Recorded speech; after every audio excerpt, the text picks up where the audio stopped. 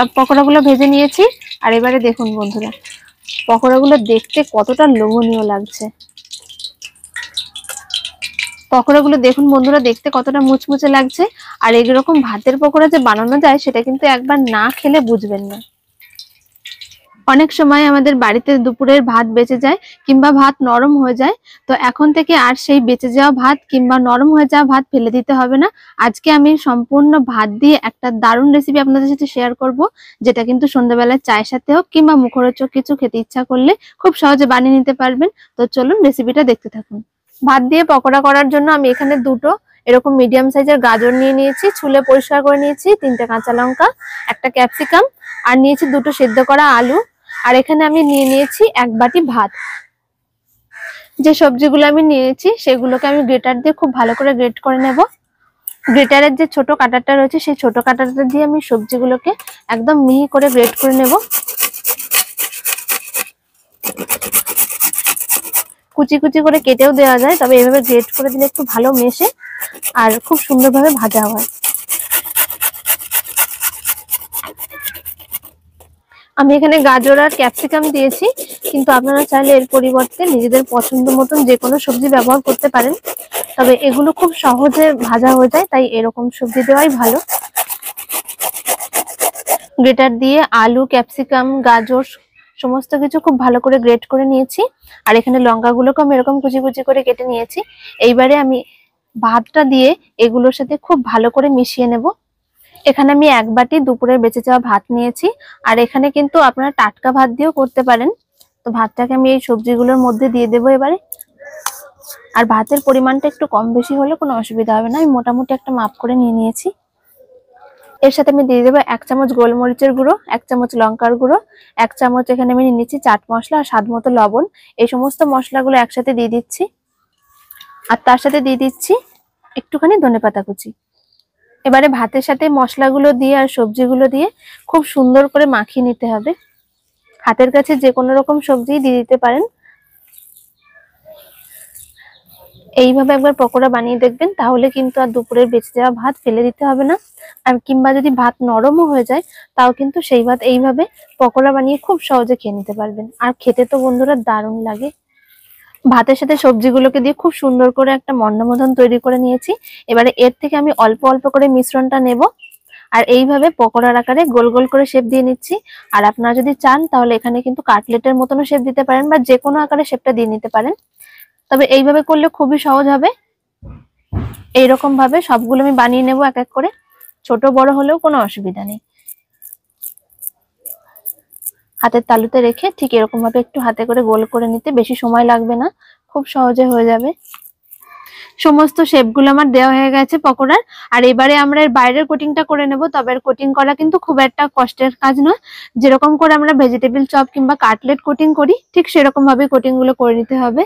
ছোট বড় মিলিয়ে মিশিয়ে আমি নানান রকম আকারের শেপগুলো তৈরি করে নিয়েছি।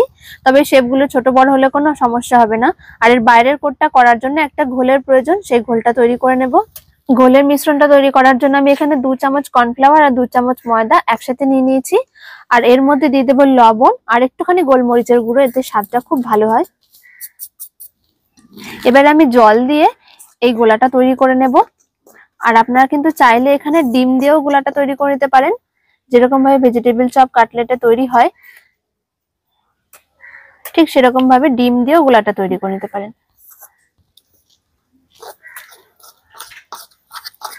জল দিয়ে এরকম ভাবে একটা পাতলা মিশ্রণ আমি তৈরি করে নিয়েছি। খুব বেশি মোটা করার দরকার নেই, এরকম ভাবে একটু পাতলা হলেই হবে। কোটিংটা করার জন্য আমি একটা পকোড়া নিয়ে নিয়েছি হাতে। এবারে ময়দার মিশ্রণের গোলার মধ্যে দিয়ে দিচ্ছি। খুব ভালো করে চুবিয়ে নেওয়ার পরে একটু ঝরিয়ে নিতে হবে। আর এখানে নিয়েছি ব্রেড ক্রাম্বস, ব্রেড ক্রাম্বসের ওপরে খুব ভালো করে লাগিয়ে নিতে হবে এই ব্রেড ক্রাম্বসটা দিয়ে।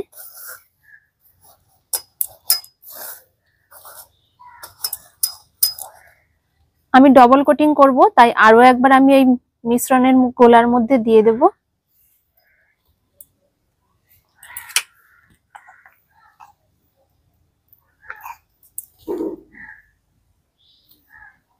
একটা করে কোটিং করলেও হবে, তবে এভাবে ডবল কোটিং করলে কি হয়, ওপরটা বেশ মুচমুচে হয় আর খেতে খুব সুন্দর লাগে।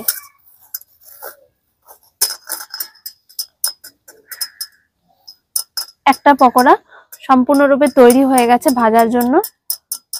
দেখুন এবারে এগুলোকে দেখে কিন্তু বোঝা যাচ্ছে না যে এগুলো ভাত দিয়ে তৈরি। আর এগুলো খেতে বন্ধুরা এতটা সুন্দর হয়, একবার বানিয়ে দেখবেন, দারুণ লাগে খেতে। এইভাবে আমি সমস্ত পকোড়ার বাইরের কোটটা করে নেব। ঠিক একই রকম ভাবে একটা বল এভাবে হাতে নিয়ে নিতে হবে আর এই কর্নফ্লাওয়ারের গোলার মধ্যে দিয়ে দিতে হবে। মিশ্রণটা থেকে একটুখানি ঝরিয়ে নিতে হবে আর তারপরে ব্রেড ক্রাম্বসের উপরে ঠিক এইরকম ভাবে আমি দুবার কোটিংটা করে নেব, তাহলেই সম্পূর্ণরূপে তৈরি হয়ে যাবে।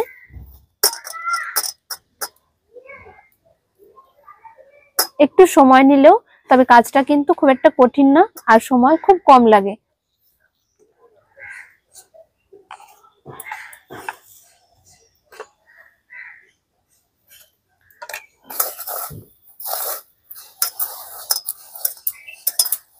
আরো একটাকে আমি এভাবে তৈরি করে নিয়েছি আর সব বলগুলোকে ঠিক এইরকম ভাবেই তৈরি করে নেব। সবগুলো আমার তৈরি করা হয়ে গেছে দেখুন এক এক করে।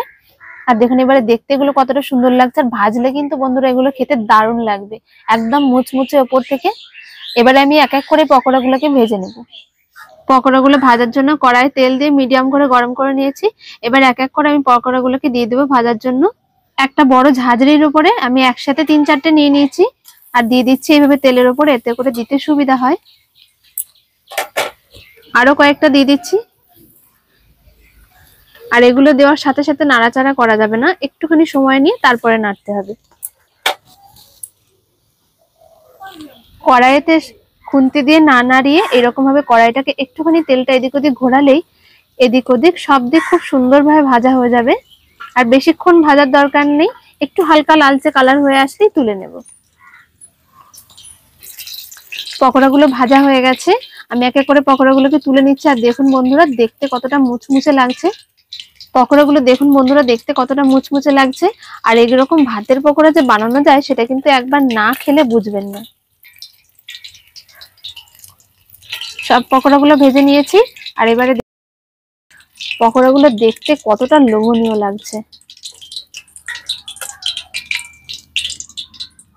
সব পকোড়াগুলো আমার ভাজা হয়ে গেছে।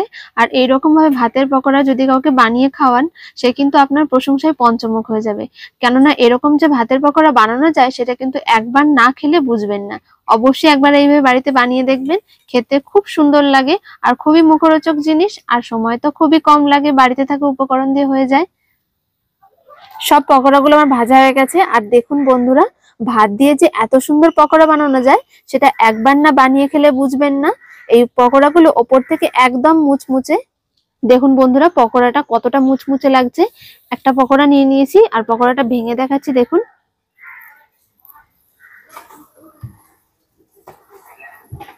ভিতর থেকে কতটা সুন্দর লাগছে দেখতে।